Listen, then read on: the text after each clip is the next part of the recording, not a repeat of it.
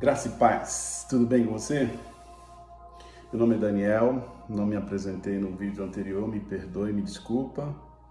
Meu nome é Daniel, sou escritor, sou teólogo, sou algumas coisas. Não gosto de falar muito da minha pessoa, no sentido de adjetivos.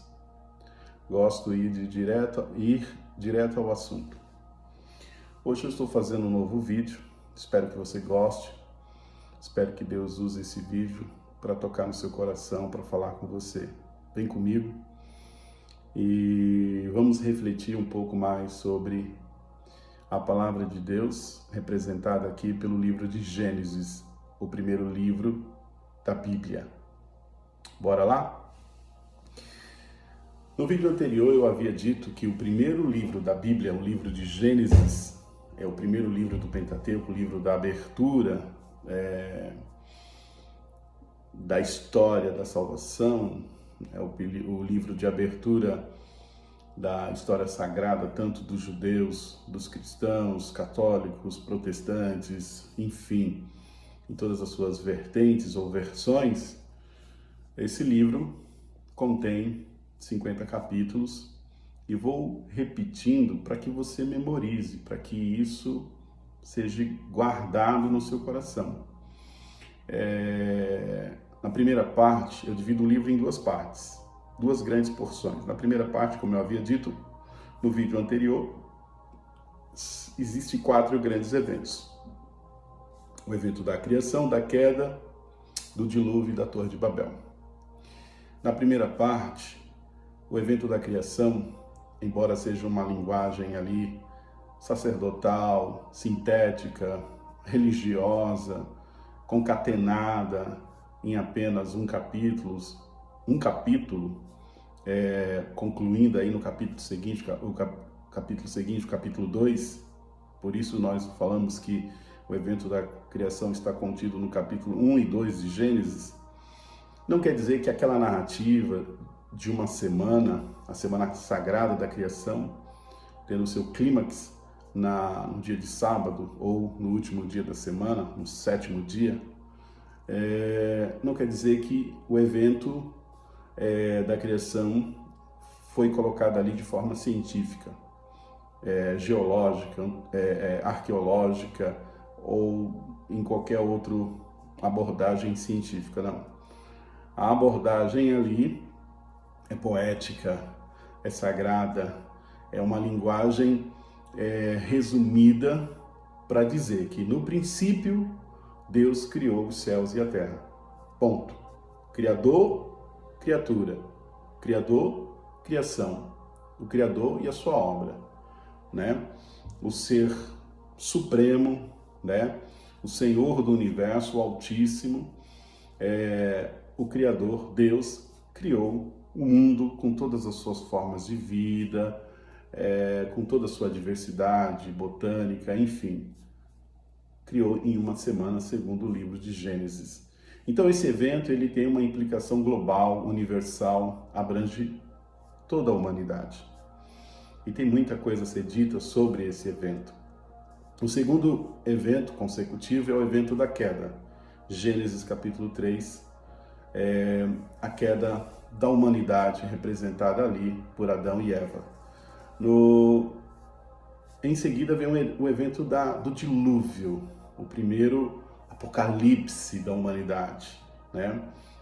Sempre a abordagem não é científica.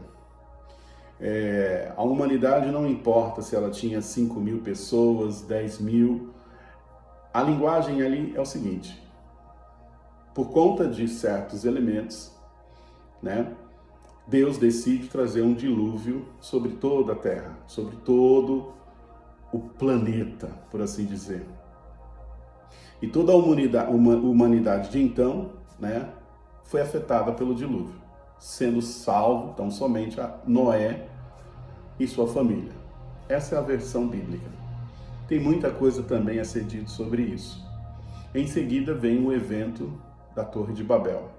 Também uma linguagem rabínica, sacerdotal, levítica, uma linguagem ali para explicar ou dar sentido de como surgiu as outras tribos, a parte de Israel, né? Porque no finalzinho da narrativa da Torre de Babel surge ali a genealogia de Abraão, que se tornou o fundador do povo de Israel, o pai, o patriarca, que foi o fundador primaz, por assim dizer, de todo Israel.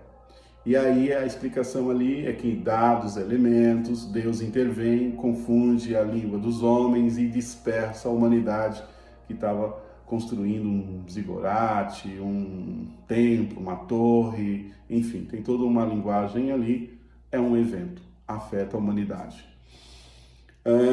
4 grandes eventos: a criação, a queda, o dilúvio e a Torre de Babel.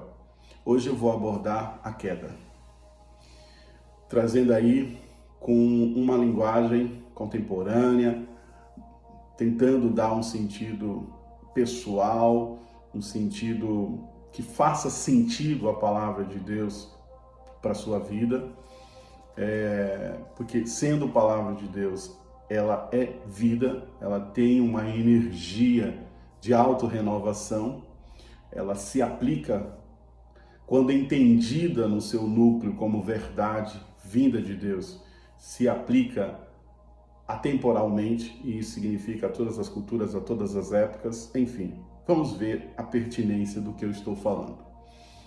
Vou falar sobre a queda. Num primeiro momento, uma maneira de você entender é que a abordagem, né, a maneira de tratar o evento da queda, usa-se uma linguagem simbólica, usa-se uma linguagem sagrada, por assim dizer, mítica, né? Não existe nenhuma conotação ou viés ali de abordagem científica. Esquece isso. Tenta ver o mito em sua verdade espiritual. Tenta ver o evento em si como algo que traz subjacentemente no seu substrato algo de maior importância, o diamante, a pedra preciosa ou a pedra filosofal, algo que envolve vida ou morte. Pois bem, o evento da queda, a queda, a palavra já está dizendo, queda de um estado, né? Queda de um patamar. Adão caiu, Eva caiu. Ora, toda a linguagem construída em todas as hermenêuticas, exegese religiosa pelo mundo afora, desde a Reforma Protestante ou antes, na Idade Média, no período patrístico, enfim, quem é os estudiosos da teologia sabem do que eu estou mencionando. Eu vou direto à pessoa leiga que está me ouvindo. Preste atenção. No evento da criação, nós estamos dignificados. Nós fomos dignificados em Deus. Fomos criados à imagem e semelhança do Criador. Na nossa Constituição Federal atual vigente, em seu artigo 1º, inciso 3º, tem ali, numa única frase ou oração, um dos princípios fundamentais da República Federativa Brasileira. O princípio da dignidade da pessoa humana. Significa dizer que nós não somos um meio, um produto, nós não somos uma coisa, nós não podemos ser coisificados. Nós somos humanos, seres dignos, e essa dignidade é inerente ao que somos.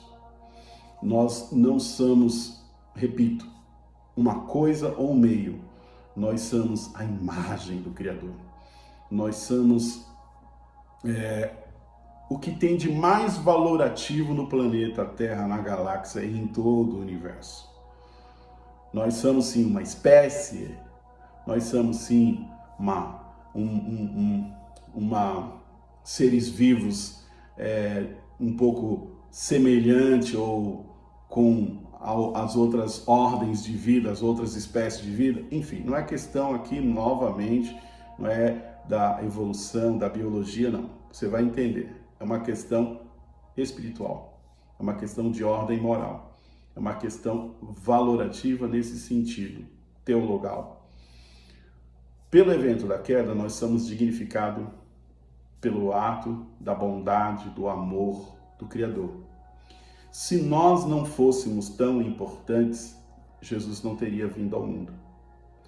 Se nós não fôssemos dignos, se nós não fôssemos realmente valorativo, o evento da encarnação não teria acontecido. O evento da encarnação é a confirmação, é a revalorização da importância do ser humano. O fato de Deus ter amado o mundo de uma tal maneira de enviar o seu Filho unigênito para morrer pela humanidade, esse ato, esse evento, a paixão de Cristo, tudo que Jesus representa é uma revalorização da dignidade da pessoa humana. Você é um ser humano. Você é digno e valorizado por aquilo que é. Ontologicamente, nós somos o que somos. O nosso self, o nosso ser, a nossa personalidade, quem somos, a integridade do nosso ser é altamente valorativo por si só. Então, não houve queda nesse sentido. Nós não deixamos de ser humanos. Continuamos sendo humanos desde Adão. Adão não deixou de ser um humano depois da expulsão do Éden. Uma outra forma de dizer é que se os anjos, arcanjos, serafins e todas as espécies, tipos de seres angélicos fossem seres com atributos de impecabilidade, com atributo de inerrância, com atributo de perfeição absoluta, Lúcifer não deixaria de ser Lúcifer. Anjos não se tornariam demônios. O fato de os anjos, em sua boa parte, ter deixado de ser quem foram, né, numa queda angélica, isso, por analogia, remete à queda do ser humano. Quando Adão caiu, ele não se tornou um demônio. Quando Adão caiu, ele não deixou de ser humano. Quando a humanidade caiu em Adão, ela não deixou de ser quem ela é, a imagem e semelhança de Deus. Uma outra maneira ainda de abordar é que a santidade que anjos têm, a pureza que anjos que não caíram, que não foram afetados por uma queda angélica possuem,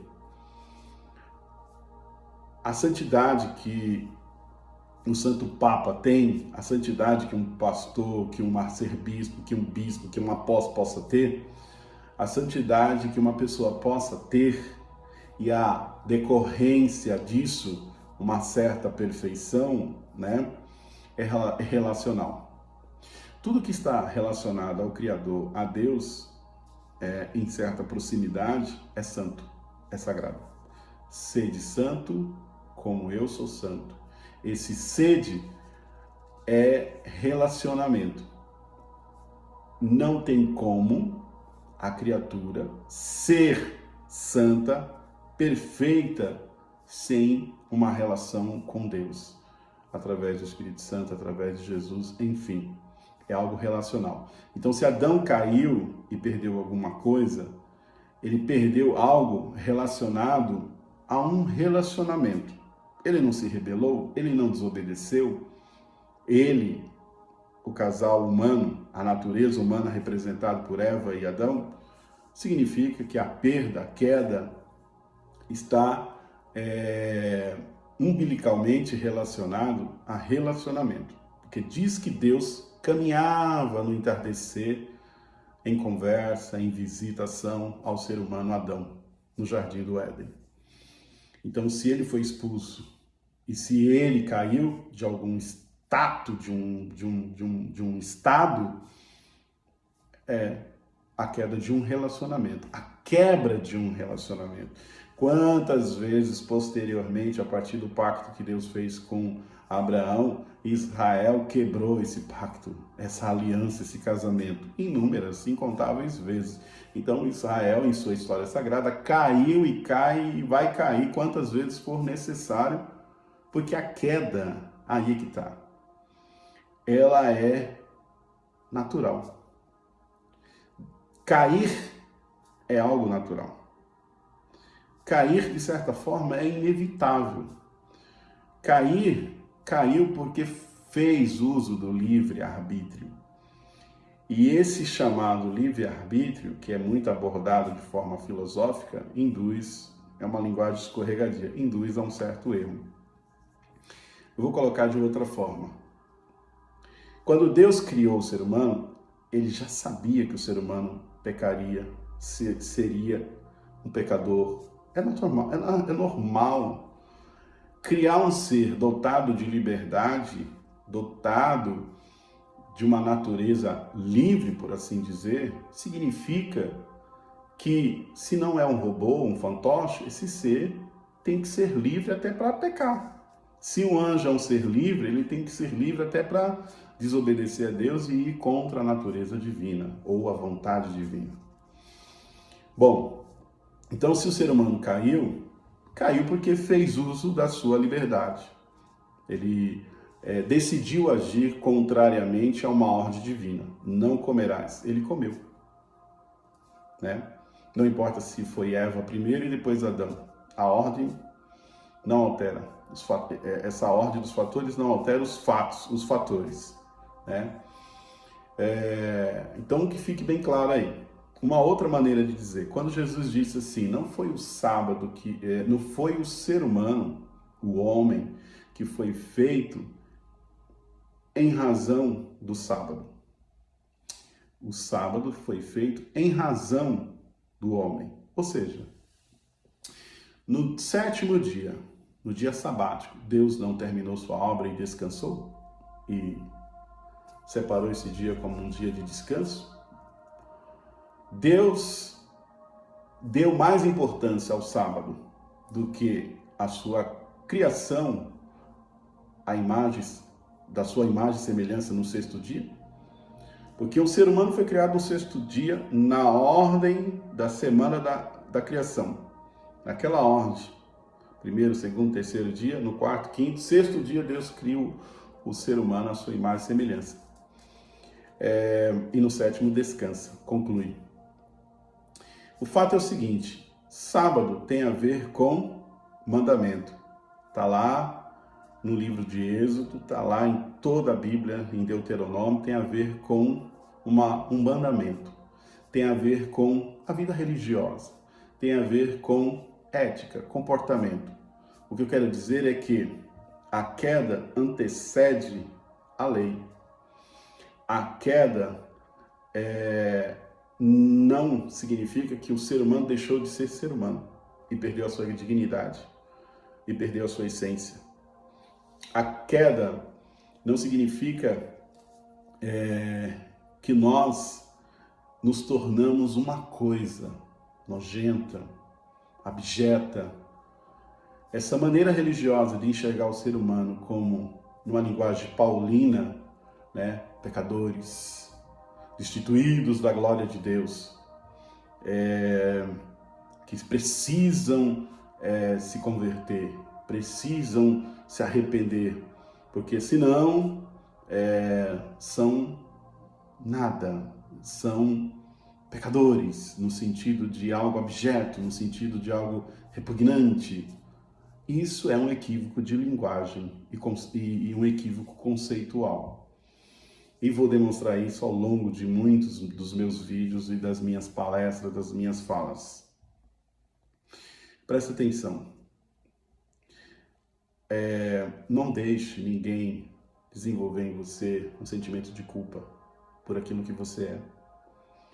Se qualquer pessoa religiosa, qualquer instituição religiosa tentar inculcar em você um sentimento de auto-indignação, de que você, na sua autoimagem, tem que se enxergar como um verme, como lixo, como coisa, como nada, isso não é de Deus. Isso não é Bíblia. Repito, a própria encarnação de Jesus, Deus, sendo Deus, assumir a forma humana. Ele está dignificando o ser humano.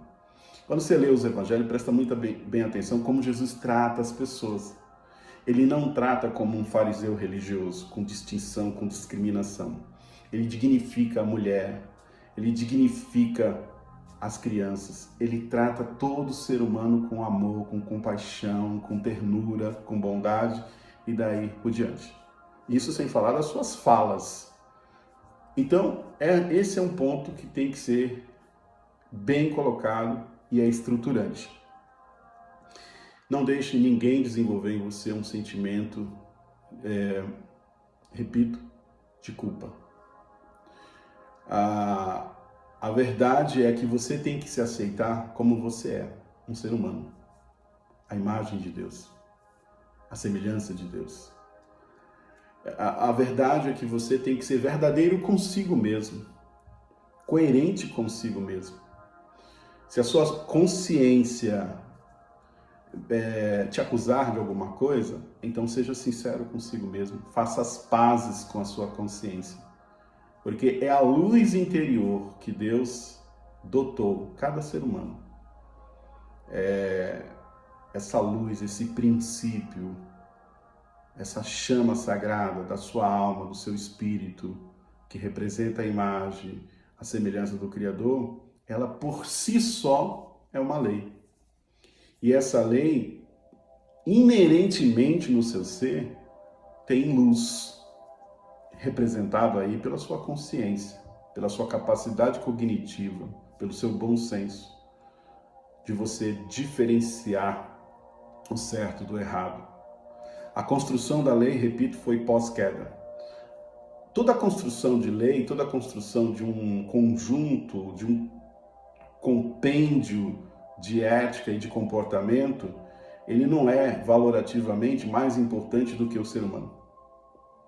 A lei, por mais que ela tenha sido a expressão da vontade de Deus, por ter ela sido dada entre trovões, relâmpagos, tempestade, no monte, a Moisés, ela não é mais importante do que o ser humano. Tanto é que na linguagem de Paulo em Romanos e na carta de Gálatas, ela veio com um papel pedagógico. E ela não teve a capacidade de melhoramento pleno do ser humano. Esse pedagogo, chamado lei, a lei de Moisés, ou qualquer conjunto ético construído ao longo do Testamento pelos sacerdotes, pelos rabinos, toda a sua interpretação dos mandamentos, ou no Novo Testamento, todo o Sermão do Monte, tudo isso não quer dizer que está em grau como algo mais valorativo do que o ser humano. Quando alguém coloca a Bíblia acima do ser humano, está indo errado. Você vai entender. Se não está entendendo, já vai entender. Aguarde, seja paciente, porque o entendimento às vezes divaga na percepção de compreender as verdades espirituais contidas no texto sagrado, na Bíblia. Então, a lei, ela fracassou no seu ministério de justificar o homem, de produzir justiça na natureza humana. E tem vários exemplos de que até Moisés errou, não existe homem perfeito, nenhum profeta, ninguém era perfeito, E o único que viveu, que encarnou uma perfeição foi crucificado, Por paixão, por amor, enfim, de forma redentiva. Mas tem que ficar claro, a queda, o evento posterior à criação, queda, no livro de Gênesis, não é algo que diminua o evento da criação. O evento da redenção em Cristo reassegura ressignifica o evento da criação, em dizer que você é a menina dos olhos de Deus. Você tem valor. Você é especial para Deus. Esse evento da criação e queda é anterior à criação do próprio povo de Israel, da nação santa, escolhida, enfim. Adão é anterior a Israel. Então, o evento da queda, representado por Adão e Eva, representa nós, humanidade. E humanidade significa que somos especiais. Quem tem que convencer o ser humano de alguma coisa não é a religião, não é o pastor, o apóstolo, o bispo. Quem tem que convencer você ou a humanidade de alguma coisa é o Espírito Santo. O próprio Deus é responsável pelo ser humano, o próprio Deus. Não tem ninguém acima do ser humano responsável pelo ser humano. Tanto é que se Deus envia o seu Filho para salvar de alguma forma o ser humano, Deus envia o seu Espírito. No dia de Pentecostes, o Espírito Santo, a terceira pessoa da Santíssima Trindade. Percebe-se que é um movimento partindo de quem? De Deus, do Criador. Não é um movimento partindo do homem, do ser humano, da religião. Então o evento queda é um evento que significa dizer que nós somos o que somos. É normal errar, faz parte do processo da sua biografia, da sua trajetória, da sua jornada humana. Aliás, no campo da psicologia, as desvirtudes, as coisas reputadas como ruins, como ódio, rancor, raiva, inveja, orgulho, são coisas boas também. São coisas que precisam ser trabalhado, ressignificado, né? É como se dissesse assim, nós somos dotados de virtudes e desvirtudes, mas as desvirtudes não pode ser olhado como algo totalmente descartável. O orgulho, num certo grau, é saudável. A inveja, os ciúmes, num certa medida, é saudável. Só que esse tempero decorre de uma maturidade humana, não é um estralar de dedo. Então, a integridade do nosso ser, quem somos, é valorativo. Você não é um demônio. Você nunca foi e nunca será um demônio. Você nunca pecou como um demônio e nunca vai ser capaz de pecar como um demônio. Se você peca, o pecar é humano. O cair é humano. Mas Deus está contigo na queda. Deus esteve com Adão na queda. Após a queda, Deus esteve em relacionamento com a família de Adão, com Caim, com Abel. A teologia ali, né, posteriormente, quem salvou a humanidade de si mesmo? O próprio Deus, através de Noé. É o próprio Deus construindo como autor da história da humanidade, nos bastidores, conduzindo os mínimos detalhes para o seu propósito eterno. É o próprio Deus que é responsável pelo ser humano. Isso é uma palavra de que temos que ter esperança. Se o seu filho, sua filha está nas drogas, não pode se perder a esperança. Todo ser humano tem o seu momento de deserto, tem o seu momento de trevas. Jesus viveu um momento de trevas. Quando Jesus estava naquela cruz e disse, Eli, Eli, lama sabachthani, Deus meu, por que me desamparaste? A solidão que ele sentiu, as trevas que ele encontrou ali, o abandono, a rejeição, tudo que ele viveu ali, é um momento de trevas, de deserto. Então, tudo isso é inerente à nossa existência. Queda significa também cair ao fundo de um poço, como caiu José. Queda significa o início de uma nova jornada. Adão, quando saiu do Éden, ele iniciou uma nova jornada, uma nova aventura. E a nova jornada e a nova aventura traz desafios, problemáticas existenciais que você tem que resolver, que você não pode ser covarde e deixar de encarar, lidar. Então a regra, Adão não foi covarde? Ele disse quando foi inquirido, perguntado, a mulher que me deste? A regra é, seja verdadeiro. Seja verdadeiro e coerente com você mesmo. Não viole a sua consciência. Não vá contra o seu ser. Não seja inimigo de si mesmo. O mandamento mais sagrado da construção da ética cristã, judaica e divina é: ame a si mesmo. Porque quem não ama a si mesmo será incapaz de amar o próximo. Ame a Deus sobre todas as coisas. Ame a ti mesmo e ame o teu próximo. Na verdade, a essência está em amar a si mesmo.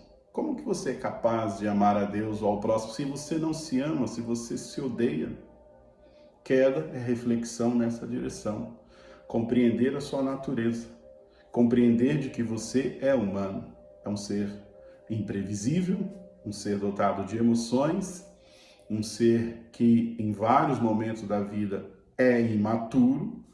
Você é um ser em construção e que, dotado de livre-arbítrio e de livre escolha, a escolha ela vai se aprimorando, o livre-arbítrio vai se aprimorando, é de um grau de glória para um outro grau de glória. Somos transformados lentamente, assim diz o apóstolo Paulo.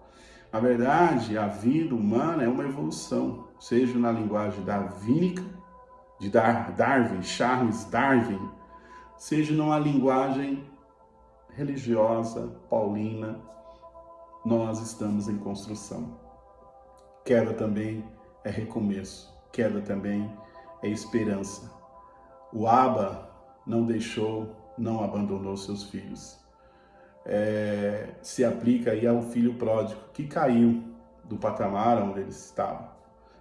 Depois de uma auto-reflexão, voltou ao encontro do Abba, do Pai. E o Pai sempre vai estar de braços abertos. Na verdade, Deus cai com você, porque Deus caiu em Jesus. Deus, a quinose, o esvaziamento foi isso. Deus está junto contigo no sofrimento. No holocausto, Deus também sofreu. Deus sofre com cada ser humano. Você não está sozinho. Você, numa sociedade tão complexa como a nossa, tão insensível, tão dura nas emoções, no trato humano, saiba que você é amado por Deus. Que queda é uma reconstrução. Eu tenho que insistir na minha linguagem. Você não foi feito para ser um demônio. Você não foi feito para viver se culpando. Você foi feito para se amar, e ser amado por Deus, e amar a Deus, e amar a si, e amar o próximo. É uma aprendizagem, é uma existência de amor, é uma aprendizagem de amor. Aprenda a lidar com as crianças que existem dentro da sua psique. Aprenda a lidar com seus traumas, com as suas neuroses. É isso. Hoje eu estou aqui abordando sobre a queda, dando esse sentido. No primeiro livro da Bíblia, no livro das origens, no livro dos princípios, do início de tudo. É uma nova jornada. E nessa jornada, Deus está contigo. Tenha fé. Você vai vencer suas próprias limitações. Tenha fé. Adão, depois da queda, constituiu família. E a família de Adão era uma família também como todas as outras problemáticas. Um filho assassinou o outro filho. Isso é inerente à existência humana. Deu para entender? Deixe seus comentários, se inscreva no canal. Tendo dúvida, pode perguntar aí no rodapé aí embaixo e eu vou me esforçar para responder. Um beijo no coração. Deus é contigo.